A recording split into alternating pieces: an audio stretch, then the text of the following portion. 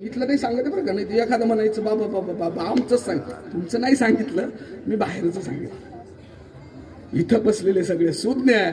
पण मित्रांनो, शिवाजी राजांनी काय केलं असेल हो? अशी कशी माणसं मरायला तयार होती हो? असं सहज होतं का हो? कोणी पण म्हणलं चला चला तलवार तलवार तलवार घ्या बरं, चल बरं मार. अरे आता भयान लोक एवढी भयान आहे. नेत्याच्या बरोबर राहून सुद्धा नेत्याचा ऍक्सिडेंट झाल्यावर नेता खड्ड्यात राहताना वरनं सेल्फी घेतोय. आमचा नेता खड्ड्यात आहे आणि मी खड्ड्याच्या वर आहे. नेत्याने काढताना खड्ड्याच्या वरून.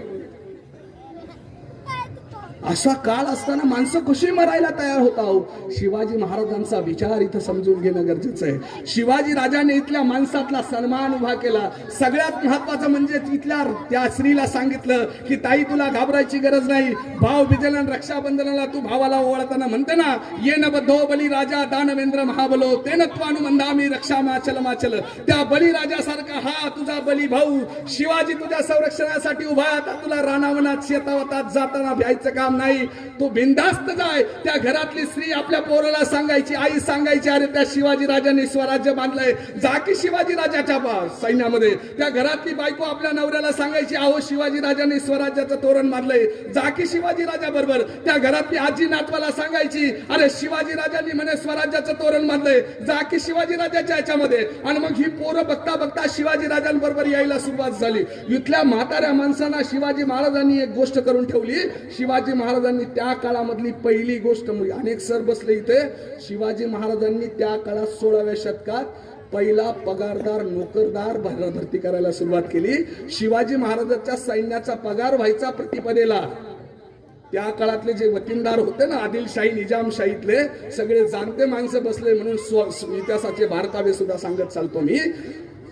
आदिलशाही सरदार जे होते ना, ते फक्त वतन मिळवायचे आणि वतन मिळून वतनाला बदल्यात पगारासाठी येणारा पैसा तो आदिलशाही सरदार स्वतःकडे ठेवून घ्यायचे. सैन्याला मात्र काहीच द्यायचे नाही. सैन्याला मात्र त्या कामापुरते जेवढ्यात लढाईला आलं म्हणून आपण जसा एखादा रोजाना माणूस बोलवतो ना, असे रोजाना माणसं भरायचे. तुम्हाला माहिती आहे रोजाना आलेली माणसं किती भयान असतात.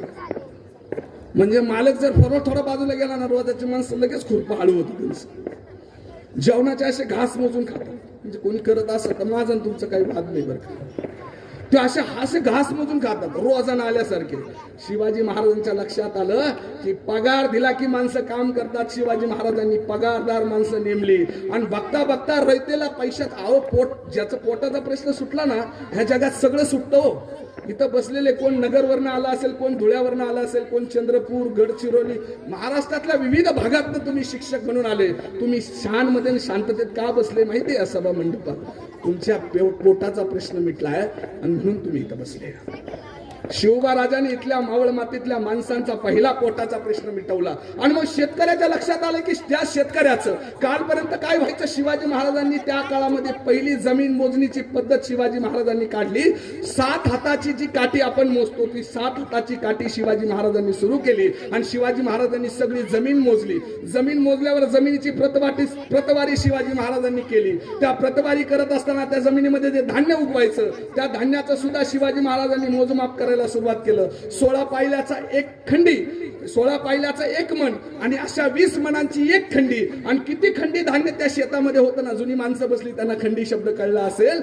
असं किती खंडी धान्य होतं ना, त्या धान्यातला अर्धा हिस्सा सरकारात जमा करायचा. आणि सरकारात जमा करत असताना शेतीच्या पोतावरती तो सरकारात जमा करायचा ठरला जायचा. आणि सरकारात जमा करत असताना सरकार आजच्या सारखं नव्हतं.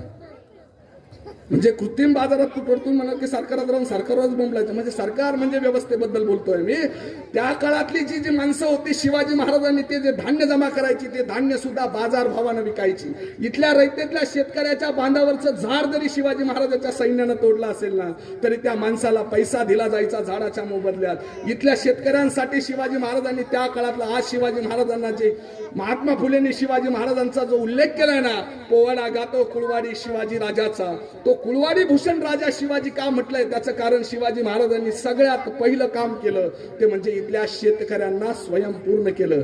आज आम्हाला शेतकऱ्यांना सरकार कर्जमाफी देतं, पण गरज आहे शिवाजी महाराजांनी, आज बोलता ना कांद्याला हमी भाव द्या, हमी भाव द्या, हमी भाव द्या. शिवाजी महाराजांनी 16व्या शतकात इथल्या सुपारीला नारळाला हमी भाव दिला होता आणि सांगितलं होतं सरकारात अन्नादी जातो ना सुरनीसांना की सुपारीचा भाव एवढा ठरलाय, तो सरकारची सुपारी असली तरी एवढ्याच भावानं विकायची आणि सामान्य शेतकऱ्याची जरी सुपारी असली तरी तेवढ्याच दरानं विकायची. आणि जिथं निलाव व्हायचा ना तिथं शिवाजी महाराजांच्या सैन्यातला माणूस उभा असायचा निलाव करताना. एखादा शेतकरी चढ्या दरानं तर नाही विकत ना, आमचे शेतकरी पण भयाने एकी नाही होत. आपल्याला बोलताना नाही घाबरायचं काम. अहो मधल्या काळामध्ये शेतकऱ्यांचं आंदोलन झालं आणि शेतकऱ्यातली माणसं म्हणे हा काय आता दूध काय घरात ठेवायची गोष्ट घ्या गपचूप म्हणे, त्याला काय होतंय.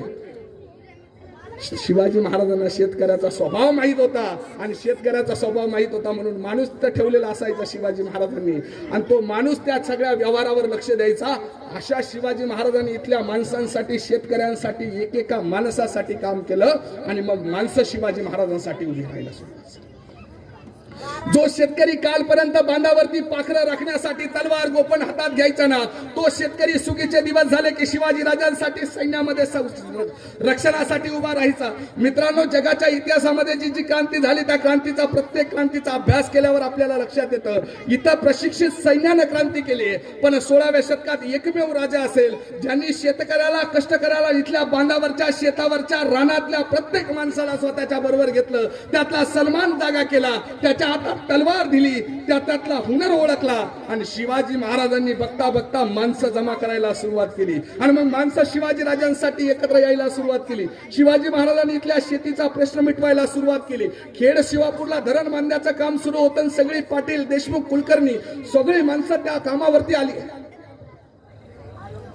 आणि सगळ्यांचं काम सुरू आहे. पण त्या खेड आजही तुम्ही गेले तर त्या ठिकाणचं ते खडकवासला नावाचं जे धरण आहे त्या खडकवासला नावाच्या धरणाच्या शेजारी एक कोंढवे नावाचं धरण आहे. त्या कोंढव्याचं काम सुरू आहे. त्या कोंढवे गावामध्ये ते धरण बांधण्याचं काम आहे. ते धरण बांधत असताना सगळे पाटील देशमुख कुलकर्णी सगळे कामाला लागले आणि काम करत असताना एक धोंड मध्ये येते आणि ती धोंड जर बाजूला काढायची असेल तर त्या धोंडीला कोणीतरी काम केलं पाहिजे म्हणून सगळी माणसं त्या धोंडीवरती काम करायला सुरुवात करतात. 3 महिने होऊन जातात पण धोंड काही बाजूला हटत नाही, धोंड काही बाजूला जात नाही. सगळेजण प्रयत्न करताय पण धोंड काही हलत नाही. माणसं नाराज होतात आणि घरी निघून जातात.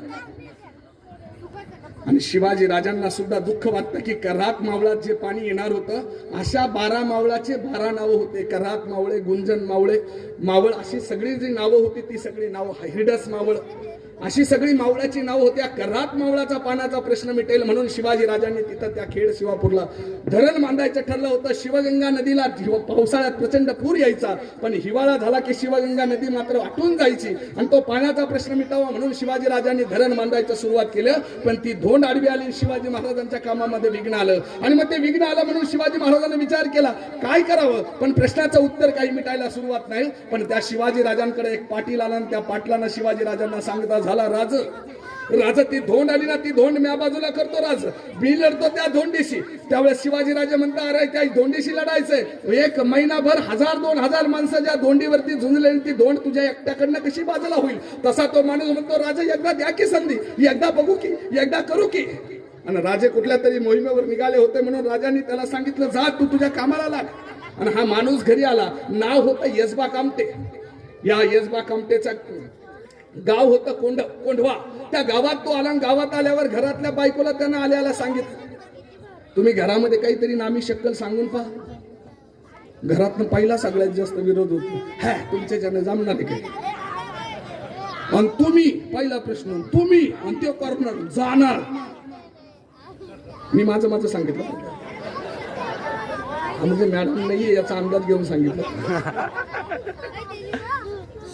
पोरांना जाऊ का घरी मी नाही तुम्ही टेन्शन नका. अरे रोजच आहे हा मी जाऊ का घरी मग तुम्ही शांत बसता का नाही तर इथं पकडून घेईल मी एका एकाला. बडे सावधान. Very good. नाही तर मग इथं घेईल एका एकाला चालेल ना. Very good. करात मावळाचा पाण्याचा प्रश्न मिटला पाहिजे आणि करात मावळाचा पाण्याचा प्रश्न मिटावा म्हणून शिवाय तो यसबा कामटे बायकोला सांगतोय. बायको येत नाही. पोरांना सांगतो. पोरग म्हणतोय बापाला आधीच येत लागलं जा म्हणे.